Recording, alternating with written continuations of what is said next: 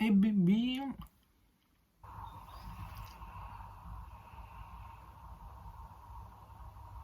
Cute.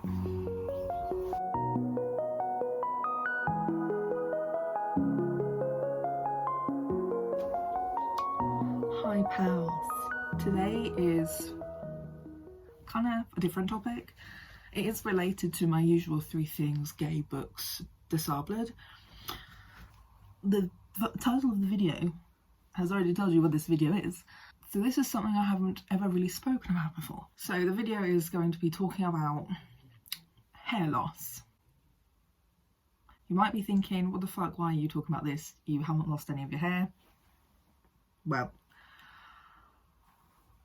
the thing is, my chronic illnesses and also my medications can possibly lead to hair loss. And I wanted to just kind of talk about it because especially with younger people, young women, it's not talked about very much. It's, you know, kind of less acceptable, blah, blah, blah.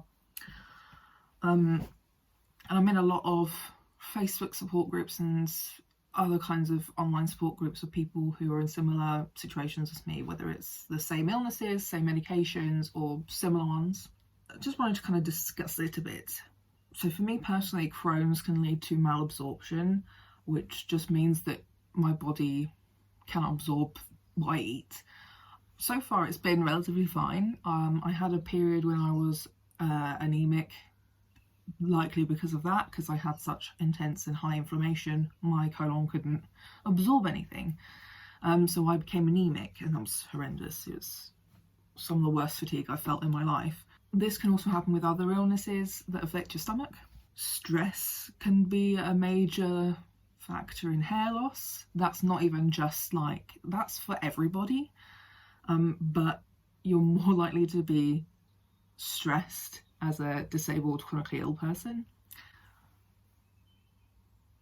Just check out some of my other videos about the trauma I've been through, you'll get it.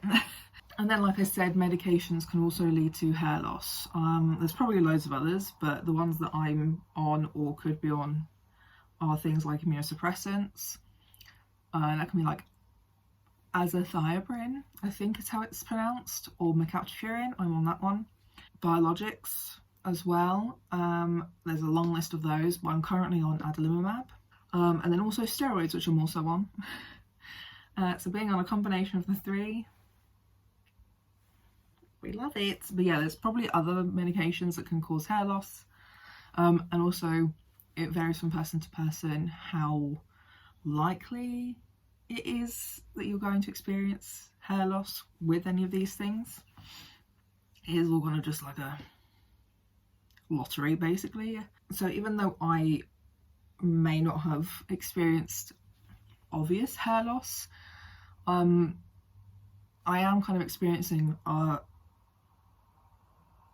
more hair falling out of my head than usual.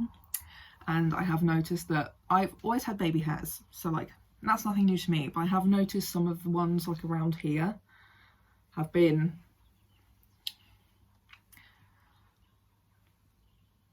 more obvious when I pull my hair back to either wash my face or do makeup and stuff like that. So I feel like I have had a bit of extra hair loss recently. So I just want to kind of talk about some ways that we can manage current hair loss, but also possibly prevent some hair loss. You know, none of these are magic. They may not work. They may not work for you. They may work for some people, you know. And some of these things are just kind of ways of disguising it if you do have to go somewhere or whatever. So one of the first things I started doing as soon as I found out that I could possibly experience hair loss was I went straight for hair thickening shampoos and conditioners. I can't remember what I used. I think it's L'Oreal, but I'll put a picture of the one I use on the screen. There's probably fucking loads of these too, so go experiment, try a few out. It doesn't hurt unless you're allergic to it, you know. So that's why I say go find one that you find suits you best. Then there's the obvious: try to eat well. Try to eat a balanced diet. I'm not even going to go further with that one, but that's just one of the things they always say. Now something a bit more specific that I was told from a dietitian on the NHS. Obviously B vitamins generally, so if you want to prevent / try and make better any hair loss, B vitamins are kind of the obvious one, and it should at least be helpful for speeding up regrowth. And then also I was told zinc. So if it is getting particularly bad, I was told that zinc supplements would be a good idea. Why? I'm not really sure, but there you go. If I can be bothered, I'll research it and either put it here or put it in a clip. But right now, I don't know. I made this list last night and I just wanted to make the video, you know. Regular hair trimming, because keeping your hair healthy is important. So if you suffer from a lot of split ends, cutting off split ends is really important, otherwise it will just continue splitting. And that's not helpful if you are dealing with hair loss. Or basically what I kind of did is cut your hair short. So I used to have really long hair, if you're new here. I used to have long hair. My foot's going dead, hold on. And I've always had really like naturally thin hair, fine hair. And it would get to a point where it just kind of looked like I was balding. I didn't really have much hair. And when I cut my hair off short, it then just started to look and feel thicker. Why? I don't fucking know. It's really weird, but that's my experience as someone with very thin, fine hair. But cutting it off short has made it look thicker and healthier. So I also think that's why any hair loss I have dealt with hasn't been super obvious. Because apparently that's a thing. Then there's a couple of things that might help with general appearance if you're going to go somewhere. Obviously men, anyone can use them, but they're marketed at men, have those like spray, dark hair spray things. Give that a go. I've also seen women using like eyeshadow. So if you have an eyeshadow a similar colour to your hair, and if you're seeing like patches or something around here going away or here, you can just fill in the gaps with the eyeshadow. Just some handy hacks. Wide tooth combs and hairbrushes. This is one that I use every day. Like, I feel like it's pretty wide, like it doesn't really catch on anything, even if I do have like particularly knotty hair. I remember there was a period of time when those like flat combs that had the thing, tangle teasers, were like a really big thing. Those would be good because it basically minimizes how many hairs are like literally yanked out of your scalp. Scalp massaging or massages. You can either do it like during washing your hair, or you can also give yourself like an oil scalp treatment. But the massaging of the scalp is supposed to help stimulate growth. Some oils as well are supposed to help stimulate growth. I'm not sure which ones exactly, but I've heard castor oil is like a big one that people use and talk about. One I forgot to add to my list is keeping your head warm, wearing hats. Yeah, apparently warmth as well stimulates hair growth. So if you're also really like anxious about what your hair looks like, it's a great way to cover it up. But it will also help encourage the growth because of the heat. So you can wear a beanie or like maybe like some kind of headscarf. 2-in-1, baby. My last point is managing stress and anxiety. That's a very broad one, so I'm just going to put it out there because stress and anxiety can be caused by literally everything. And not everyone has access to the same facilities. I don't know, like therapy.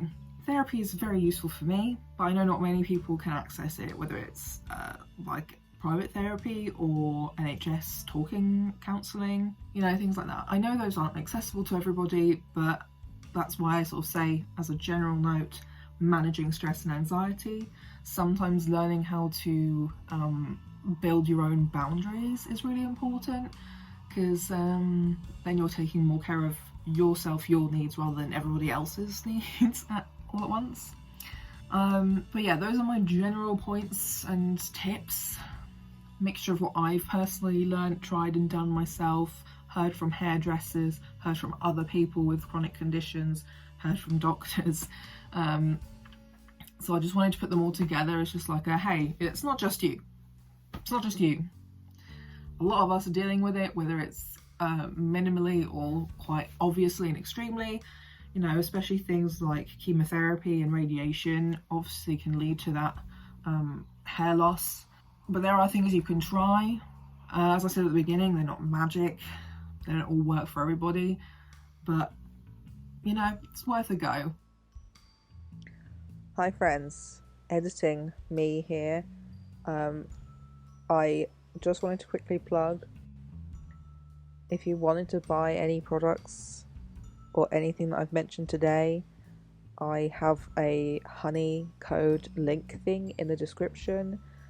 Signing up to Honey, it browses the internet for all of your possible vouchers and give you a discount if they can find any. I have saved money before buying similar products to this. So like on Boots, when I've bought a mixture of vitamins and like shampoo and conditioner as such, I have saved some money that way. I just wanted to put this in there because using my link helps me and it helps you too. So it's just there for you. There you go. Good luck. I hope you find something that helps or works. If you have any of your own tips, leave them in the comments below. I'd love to sort of make this like a, can't think of the word, like a thread. It's not really it, but what?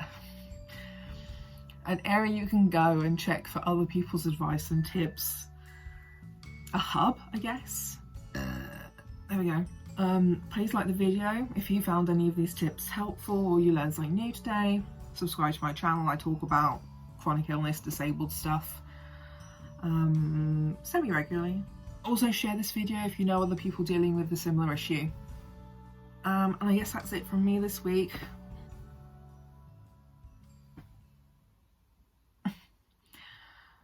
Thank you for watching my video, and I will see you next week. Bye!